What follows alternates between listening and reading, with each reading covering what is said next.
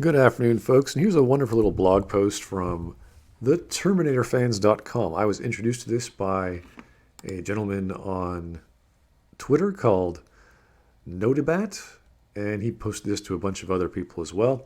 I thought I'd review it because it's interesting on how this movie's script was written. Essentially, it was impromptu. It wasn't finished before they went into production, which is strange.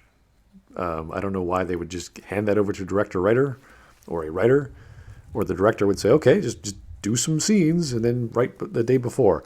Not the best way to write a coherent script. You generally want to finish everything before you go into production. Then you want to read it. You want to make sure it's good. And then you start assembling a team to make this thing happen. So this is what happened according to two people on set, two actors. First one being Linda Hamilton. And she accounts her story. So, in this case, there's more people. In this case, Enrique Arce said, they also do not give us the script. They just pass us the paper that you have to say that day, and then they pick it up. So that seems as if they just sort of hand you some papers. You got to memorize your lines, and then that's it. The rest is all up to the director. Could change the words, change the dialogue, change the scenes entirely as they shoot it. Here's a response from Linda Hamilton. The script wasn't really finished when we started. It was kind of coming along as we went along.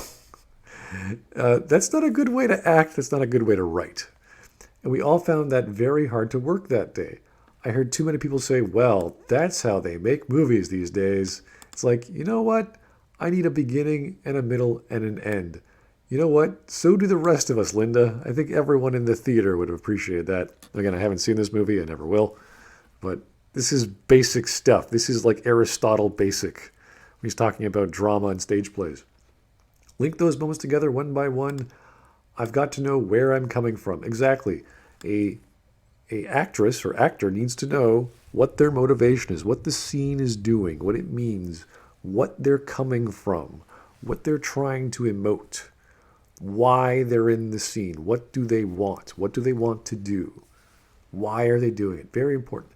I would get a scene that had just been sent the night before and go, well, I can't be saying that if they're going to move that piece to on top of the train, so onto the train top, because my character hasn't learned it yet.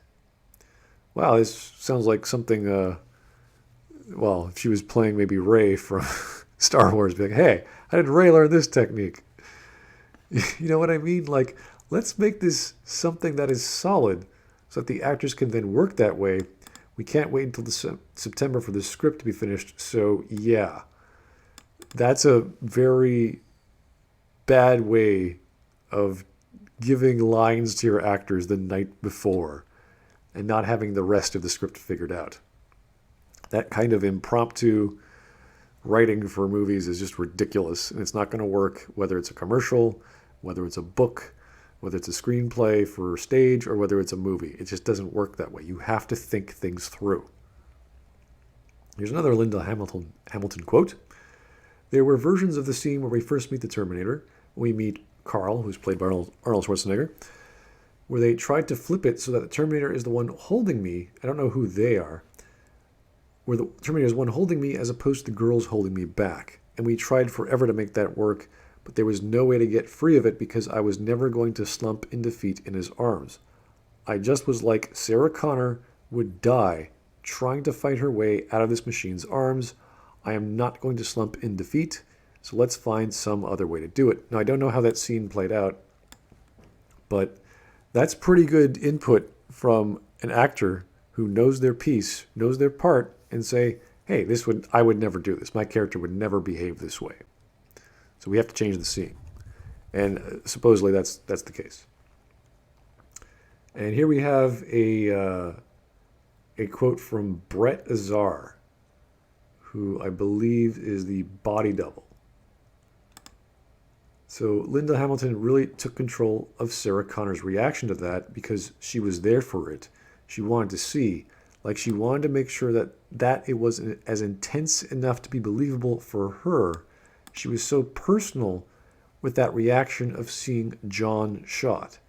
And she wanted to make sure that it was done justice, so she took control of that whole fight scene. So that's interesting. So it sounds as if that She wanted to have more directorial control over the scene because she wanted to understand it better, and thus she helped direct it, possibly. I don't know.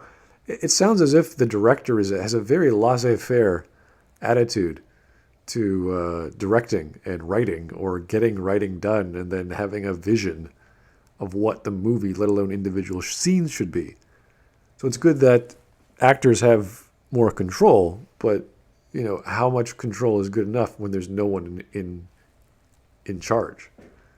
There's no guiding force. So here's a quote from Gabriel Luna, and that they were figuring out action set pieces before the script had been completed, which we all know that the script wasn't completed. So these are my first moments as the Rev 9, months before I got the gig, before I completely changed my body with strength training and gained 16 pounds of muscle, before I even read a word of the script and had no idea what the Rev 9 was capable of. I was called in by the stunt team for an assessment. This is ridiculous. This is like, hey, we want you to be a part in a movie. What am I? Well, you're the bad guy. Okay, great. Anything else? Nope, no idea. We don't know what the Rev 9 can do. We don't know what the Terminator can do. We're just going to see if you match the action scenes. You're like, what action scenes? Oh, don't worry, we'll make some up. Here is Jimmy Choo and I working out some fight choreo that would eventually become the factory fight. So let's watch this. Ready and action.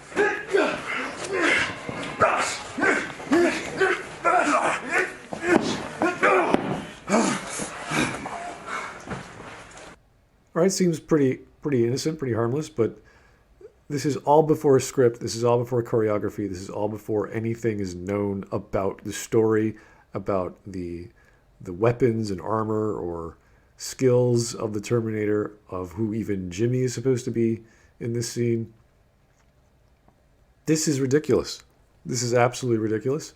I mean, it is possible for a skilled director who has the script in his head as a vision how it's all going to come together, but you're missing a lot of other connecting elements, like scenes, like a overarching plot scene between the scenes. So what's the reason why these characters are there? What are they fighting for? And of course, the actual capabilities of each individual actor. So yeah, this is not how you write stories. This is not how you write scripts. This is not how you direct scripts in any coherent, logical, solid, practical way.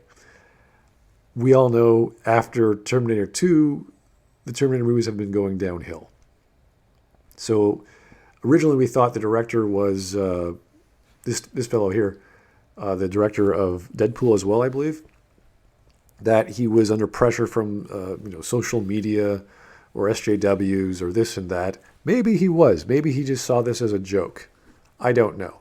But clearly the writing it didn't even exist for there to be any assessment of what is good or bad, or how to properly cast people, or how to set up scenes. This is not how you do it, unfortunately. But I'll probably never see another Terminator movie just because they're all bad after 2. But thanks for listening, guys. Hope that gives you a little bit of insight into what happened with Dark Fate and perhaps subsequent Terminator movies or other Hollywood movies. And have yourself a great day.